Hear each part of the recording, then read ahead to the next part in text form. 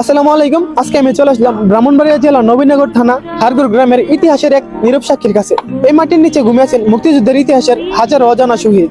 ব্রাহ্মণবাড়িয়া জেলার নবীনগর উপজেলার বড়াইল ইউনিয়নের অন্তর্ভুক্ত হারগর গ্রাম আমাদের পাশের এলাকা। এই মাটির সাথে আমাদের শিকড় জড়িয়ে আছে, তাই এই এলাকার ইতিহাস আমাদের কাছে গল্প নয়, বাস্তবতা। 1971 সালের অক্টোবর মাস, বিশেষ করে 10 অক্টোবরের দিকে এই অঞ্চলে নেমে আসে এক ভয়াবহ কালো রাত। পাকিস্তানি হানাদার বাহিনী হারগর গ্রামে অভিযান চালিয়ে নিরীহ অনেক মানুষকে নির্মমভাবে হত্যা করে। সেই সঙ্গে পাকিস্তানি হানাদার বাহিনী বাঙালি 2 জন মুক্তিযোদ্ধাকে ধরে নিয়ে গিয়েছিল, যাদের আর কোনোদিনও ফিরে পাওয়া যায়নি। এই নির্মম ঘটনার পিছনে শুধু পাকিস্তানি হানাদার বাহিনী ছিল না, তাদের সহকারী হিসেবে কাজ করেছিল স্থানীয় রাজাকার আল বদর আল শামস বাহিনী। তারা আমাদের গ্রামের মানুষদের ধরিয়ে দিয়েছিল, ছিনিয়ে দিয়েছিল, আর তাদের কারণে পাকিস্তানি হানাদার বাহিনী এই মাটিকে রক্তাক্ত করছে। আজও হারগরের এই গণকবর ইতিহাসের এক নীরব সাক্ষী, যেখানে মাটির নিচে ঘুমিয়ে আছেন সেই সব শহীদ, যাদের অনেকের নামই বাঙালি মুক্তিযুদ্ধের ইতিহাসে লেখা হয়নি। আজও একটি অপশক্তি বাংলাদেশের মুক্তিযুদ্ধের ইতিহাসকে বিকৃত করে বা আড়াল করে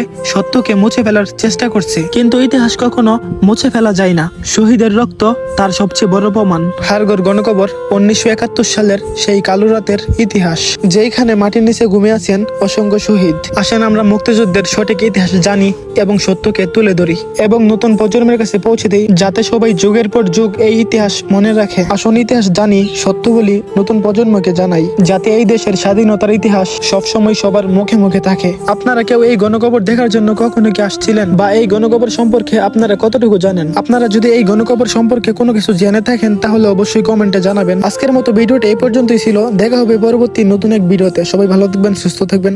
আল্লাহ হাফেজ।